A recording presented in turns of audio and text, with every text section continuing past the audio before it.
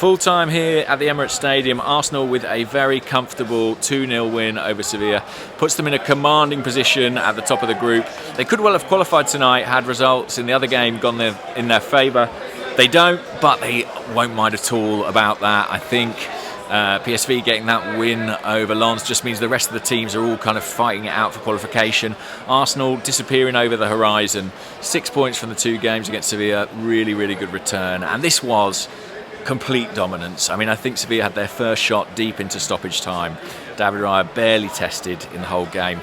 Arsenal defensively are just a very, very, very good team right now. I think that was true after the Newcastle game, where obviously they felt they should have got at least a point. I think it's just as true tonight. And how important to that is William Saliba. I mean, have you ever seen a player who looks more comfortable, more born to be on the Champions League stage than him? I thought he was excellent again. Arsenal were better going forward tonight, though. They clicked in a lot of ways, and I think key to that was the selection up front. Obviously, no Eddie Nketiah tonight. It meant Leandro Trossard came in. You know, he's not a conventional centre-forward, but he's often quite an effective one for Arsenal. I thought that the way he linked the play was very good. There was one great example in the first half of someone throwing a long throw into him. And you don't think of him as a target man or a traditional hold-up player, but his close control is very good. He was able to bring it down, spin away from his man, get Arsenal on the move. There's more than one way to skin a cat. There's more than one way to hold the ball up and bring teammates into play, and I think Trossard showed us that tonight. That meant as well, crucially, that we were able to get Saka and Martinelli into the match, and I thought they were both excellent.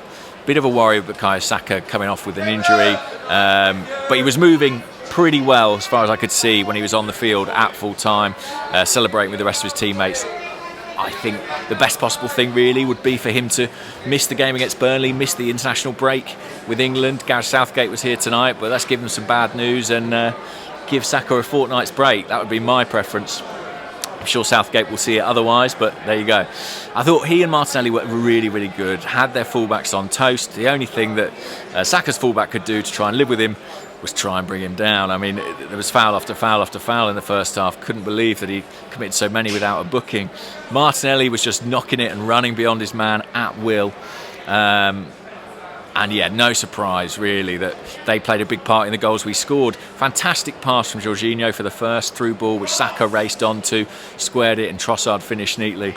And then Martinelli taking the ball in the second half, dribbling forward, playing in Saka.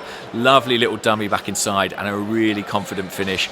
Nice moment to see those two wingers back on form, back on song. They are so important to how this team plays. They are our Mane and Salah. You know, I know they don't hit those numbers yet, but in terms of talent and in terms of their importance to us, I think they really are right up there. Mikel Arteta, whenever he can, he picks them. I'm sure he'll be tempted to pick them at the weekend, but hopefully, like I say, Saka gets that rest and manages to take the international break off. Jorginho, I spoke about his past. This was a very Jorginho game, right? A Champions League game, slightly slower pace, all about control, all about just knocking the ball around. It suited him. Maybe it suited him more than St James's Park or, you know, West Ham away the other day.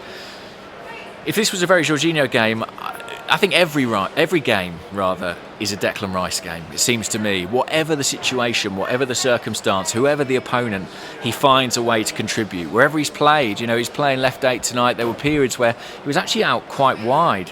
And yet, I think he's been consistently excellent. Such an impressive young man, such an impressive signing he's been. And his impact so immediate and so positive. Kai Havertz, I thought there were some signs of life from Kai tonight. I'm not going to go overboard, and he definitely should have scored in the first half with that header at the back post. Came close to scoring with that curled effort in the second half. I do think he's faring a little bit better as the right 8 in Odegaard's position. The problem he's got is Odegaard will be back sooner or later, and you know, is he going to lose his place to him? You'd think so. Would Arteta consider maybe shifting Odegaard over to the left to keep Havertz on the right if he's a bit more comfortable there? I'd be curious to see it. I don't know. It does seem to suit him slightly better. We'll see. He's still not tearing it up. We also saw Alexander Zinchenko in midfield tonight, I think for the first time in his Arsenal career. You know, obviously Saka went off, made a number of substitutions, and eventually Zinchenko ended up, he'd come on initially for Tomiyasu at left back, playing as the right 8. I do want to see more of Zinchenko in midfield in this team, particularly as a left eight. I think I'd be really curious about that. He seems to me to have all the creative ability, all the talent, all the technique, and Arteta seems to have concerns about him as a left back. So why not shift him over into midfield? I'd love to see him give it a go. Don't know if we ever will. Right, I'm going to leave it there, guys, because like I say, this was a very routine victory. Arsenal really comfortable, and that tells you it's the sort of team we are this season. Very, very solid, very secure. Atmosphere, a little bit flatter, but maybe that's just because expectations are on the rise. I'll speak to you all soon, Saturday presumably for Burnley. Take care, guys, wherever you are, whatever you're doing. All the best. Bye-bye.